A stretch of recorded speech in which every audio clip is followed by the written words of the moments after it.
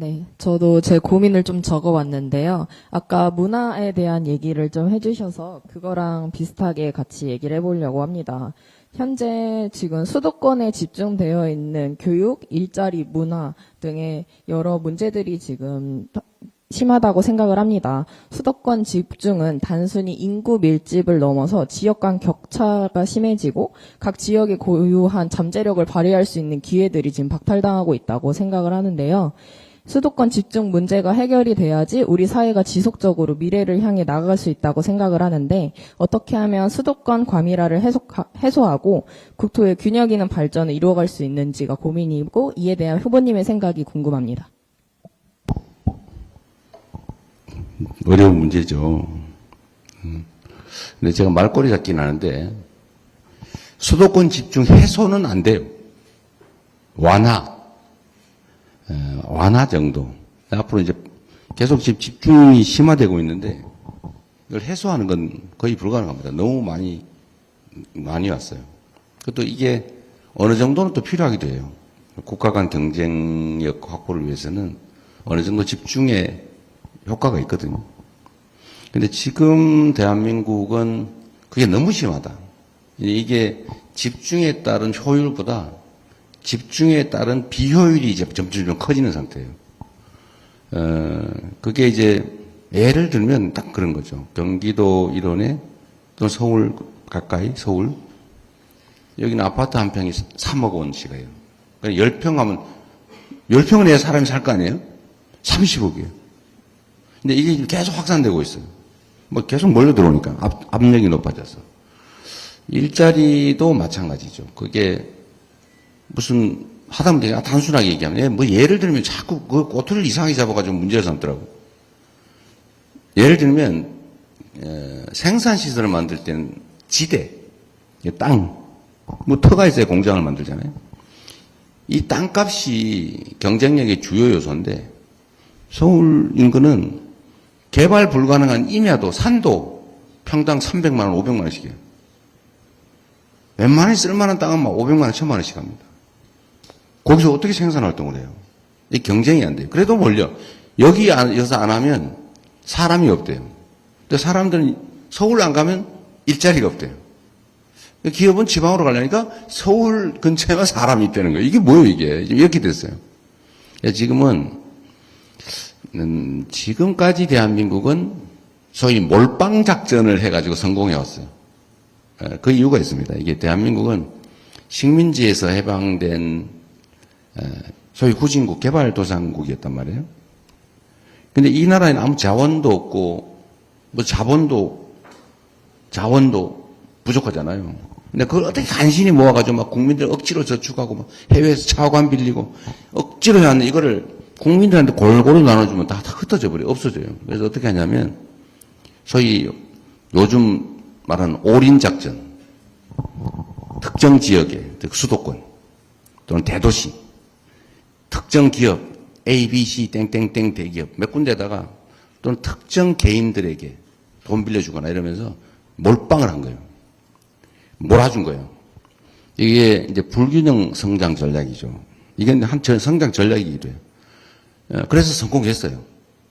그런데 거기서 부패가 발생했어요. 예를 들면 기업 부패, 누구 몰아줄 권한을 여기다 몰아줄까 저기다 몰아줄까 권력이 생기잖아요.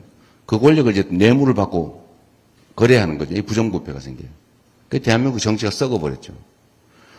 대신에 기업들은 어쨌든 커졌어요. 그리고 혜택을 또 국민들이 일부 받았어요. 낙수 효과라 그러죠. 그런데 이제는 이게 아까 얘기한 대로 너무 많이 몰빵을 하는 바람에 효율이 이제 한계 효율이 제로가 됐어요. 이제 하면 할수록 더 나빠지는 손해가 되는 상황이 왔어요. 이제 선택 여지가 없어요, 지금부터는. 지방으로 분산하든지 이제 균형 성장 정책을 취해야 돼요. 이제 정책을 180도 바꿔야 됩니다. 몰아서 손해가 나는 이제 때에 도달했기 때문에 이제 몰지 않고 공평하게 기회를 나누는 게 효율이 생기는 거죠. 지금 이게 딱 아까 얘기했던 양극화 상태예요. 한쪽에 너무 자원 기회가 많이 몰리니까 이게 막 남아가지고 쓰지를 못해요. 썩어가고 있어요. 다른 데는 기회 없어가지고 아무것도 못하고 있어요. 그 사회 전체의 효율이 떨어지잖아요. 그러니까 이제 지금부터는 공평한 균형 성장 정책을 해야 됩니다. 지역적으로 지방에 분산하기 시작해야 돼요. 그래서 공공기관 이전도 하고 하는데 잘 안 되죠. 기업도 이전해야 되는데 잘 안 되죠. 이전할 수 있게 해줘야죠.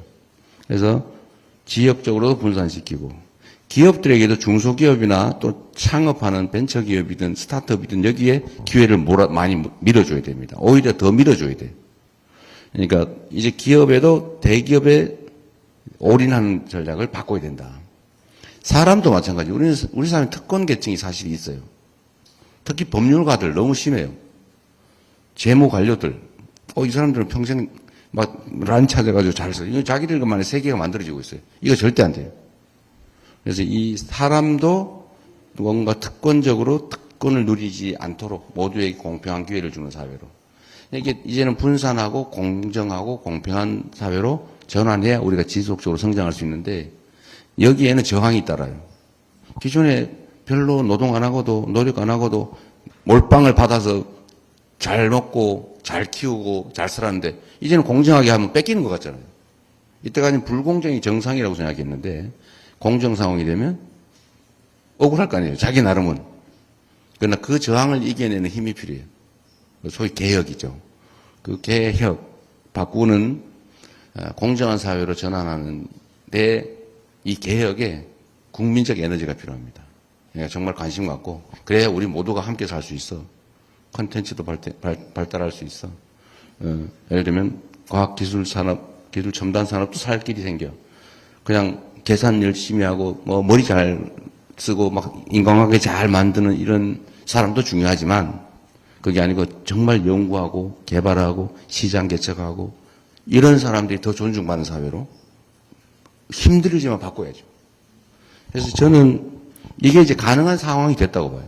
저는 그 에너지가 작년 12월 3일 계엄이라고 하는 이 피크에서 이제 드디어 꺾이는 변곡점이 됐다고 생각합니다.